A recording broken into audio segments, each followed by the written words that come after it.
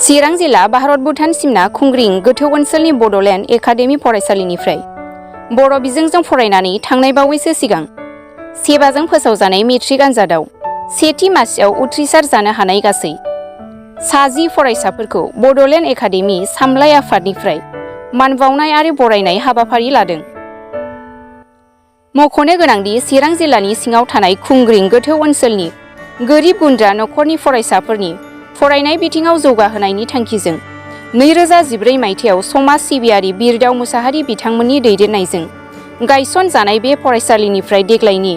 2023 मायथाइनि सेबाजों खुंजानाय मेट्रिक आनजादाव गासै 10 फरायसाफोरा सासेबो फेल जायालासे सेथि मासियाव उथ्रिसार जानो हायो। बेनिनो गोरोबथा मुसाहारि मुंनि सासे बिमा बिफा गैजायै फरायसाया 10थि मासि आवग्रिनानै कमल कुमार ब्रह्म देरहासार बान्थानि 6थि मासि आवग्रिनो हादोंमोन। मेरु दुलाराय बर' फरायसा आफादनि गाहाय नेहाथारि खनिन्द्र बसुमतारी बिथाङा गाहाय आलासि महरै बाहागो लायो आरो फरायसाफोरनि लिरनाय फरायनाय गियान आरो गुन गोनां जिउ थानायनि सायाव गुवारै बिबुंथि होलाङो। बे फरायसालिनिनो बारग' बिथोनगिरि बिरदाव मुसाहारि बिथाङाबो आलासि महरै बाहागो लायो आरो फरायसा फरायसुलि लोगोसे बिमा बिफानि सायाव बिबुंथि लाखियो। बड'लेण्ड एकाडेमि फरायसालिनि फोरोंगिरि गाहाय फोरोंगिरि फरायसुला फरायसुलि बिमा बिफा आरो बे ओनसोलनिनो गोबां गागि मेलेमजिबि बिथांमोनाबो हाबाफारियाव बाहागो लायो। दिनै चिरां जिल्लानिनो खुंग्रिं ओनसोलाव थानाय जि ओनसोला सोलोंथाइ बिथिङै रांखान्थि बिथिङै खोब गोग्लैसोनाय हान्थामेला बिथिङै खोब गोग्लैसोनाय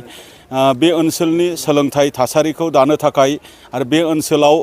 मोजां फरायसा दिहुननो थाखाय ओनसोलनि रायजो राजाफ्रा गोबां जथेस्थ' आगोलनिफ्रायनो नाजाबोबाय आरो बेबायदिनो जिल्लानि गुबुन माहारियारि आफादफोराबो गोबां नाजाबोदों। बे नाजानायनिनो दिनै मोनसे आगान हिसाबै दिनै बे खुंग्रिङाव थानाय बड'लेण्ड एकाडेमिनिफ्राय देग्लाय गिबि खेब मेट्रिक आनजाद लिरदोंमोन बे एकाडेमिनि फरायसाफोरा बे गिबि खेब आनजाद लिरनायाव मोजां मोनसे जौखोन्दोनि लानानै बे फरायसालिनिफ्राय पास जादों आरो बिनिनो 10 जना फार्स्ट डिभिजन जादों आरो सासे फरायसाया कमल कुमार ब्रह्म देरहासार बान्था 92% मोननानै बेबायदि जायगा मासि आवग्रिनो हादों। दा बे बाथ्राखौ लानानै आङो जोबोद गोजोनग्लायनाय मोनदों। दा बेखायनो बे फरायसालिनि आरो खुंग्रिं ओनसोलनि साफ्रोमबो फरायसाफोर जायफोर फरायसाफ्रा मोजां रिजाल्ट खालामबाय देग्लाय उथ्रिसार जाबाय गासै फरायसाफोरनिसिम आंनि कंग्रेचुलेसन आङो जासिदों आरो फैबाय थानाय समाव बिथांमोननि गोब्राब नाजानायनि गेजेरजों बे ओनसोलाव जोङो फुंखा सुबुं सम्पद जोङो मोनफुंनो हागोन जोङो बेखौ मिजिंथिदों। मानो होनोब्ला दिनैनि फरायसाया गाबोननि दैदेनगिरि दिनैनि फरायसाया गाबोननि डक्टर इन्जिनियार साइन्टिस्ट लयार्स बा बेंकार्स। दा बेखायनो नैबे ओनसोलाव फैबाय थानाय समाव दिनैनि क्लास 10 पास जानाय दिनैनि 9आव फरायनाय 8आव फरायनाय फरायसाफोरा जोंनि इयुन मोनसे सम्पद जागोन आरो बिथांमोननि हाबा मावनाय आरो बिथांमोननि कन्ट्रिबिउसननि गेजेरजों बे ओनसोला सानसे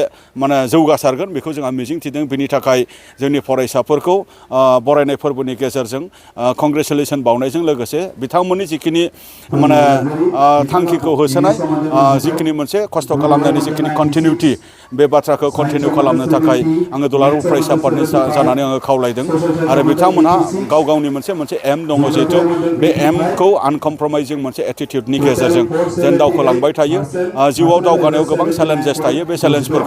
चेलेन्जेसफोरखौ फेस जानायनि गेजेरजों जेन बिथांमोना दावगालाङो बे बाथ्राफोरखौ सावरायनाय जादों। मानो होनोबा मुलुगाव साक्सेसफुल गोबां मानसिफोर दङ आरो साक्सेसफुल मानसिफ्राबो गोबां बेबायदि गोबां खामानियाव मालाबा फेल जायो आरो फेलनिफ्राय साक्सेसफुल जानाय मानसिफ्रा सोलोंनानै आरो बिथांमोना फाइनाल आल्टिमेट साक्सेसखौ मोननो हायो। बेबायदि माखासे फर्मुला आरो लसजों जोंबो आवगायलाङोब्ला जोंनि ओनसोलखौ जोंनि हारिखौ जोङो दानो हागोन आं मिजिंथियो। बेनि थाखाय आङो बे बाथ्राफोरखौ दिनै फरायसाफोरजों सावरायनाय जादों। गोजोन्थों। बिजोंखौ लानानैबो दिनैनि दिनाव बिजोंखौ लानानै दिनैनि गेजेराव नंगौ सासे सानै माखासे पार्सेन्ट मानसिफ्रा गोनो गोथो दङ। नाथाय जों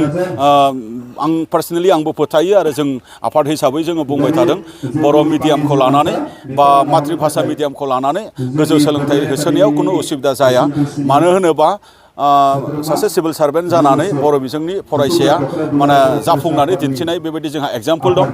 दिनै डक्टर MD जानानै बर' मिडियामनि फरायसाया माने एग्जाम्पल सेट खालामनानै दङ इन्जिनियार जानायबो बेबायदि सेट दं माने एग्जाम्पल दङ जोंहा प्रफेसर जानाय बेबायदि गोबां लयार्स जानाय उकिल जानाय बायदि मैया दङ बेबायदिनो गोबां आजिखालनि BPS माने सेक्टरावनो जा बा गुबुन गुबुन माने सफ्टवेयर सेक्टरावनो जा बा गुबुन गुबुन माने टेक्न'लजि सेक्टरावनो जा मेडिकेल साइन्सआवनो जा दिनै जेबो उसुबिदा जायाखै मानो होनबा बियो मोनसे भाषासो इंलिसा मोनसे भाषासो असमिया मोनसे भाषासो आरो बे भाषाखौ रोंनो थाखाय मिडियाम फरायनांलाया सासे बर' मानसिया बर' मिडियाम फरायनाया जेरै असमियाखौ फ्लुयेन्सि रायलायो हिन्दीखौ जेरै रायलायो आरो बेबायदि इंलिसखौबो रायलायग्रा दङ बे गाव गावनि गोसो होनायनि सायाव दा बेखायनो बेखौ लानानै जेंना होननानै जों साना जों फरायसा मोननो हादों दा बिथांनि मुङावनो मा बोसोन मोननो सानो गिबि गिबियावनो जों दिनैनि बे बराय फोरबो बे बराय फोरबोआव जोंनि मिडिया बिथांमोन आरो फरायसा बिथांमोनखौ आङो साबायखर बावहरबाय जाय बिथांमोनहा जोंनि बे बड'लेण्ड एकाडेमियाव हाबनानै बा फरायनानै सेथि मासि आवग्रिनो हादों बे बिथांमोनखौ आङो आंनि गोसो गोरबोनिफ्राय रोजा रोजा साबायखर बावबाय दा बेवहाय बिथांमोनखौ जों बोसोन होनांगोन जे बिथांमोनहा जे गावसोरनि गोब्राब नांथाब नाजानायनि नाजादों बेखौ जोङो साबायखर बावनांगोन आरो बिथांमोना बेनिख्रुइ बांसिन नाजानानै गोजौ थाखोआव दावखोलांनांगोन लोगोसे बिथांमोना माखासे हयथ' जोंनि बेवहाय फरायनाय जेनाखि सेथि मासाव आवग्रिनो हादों बिथांमोना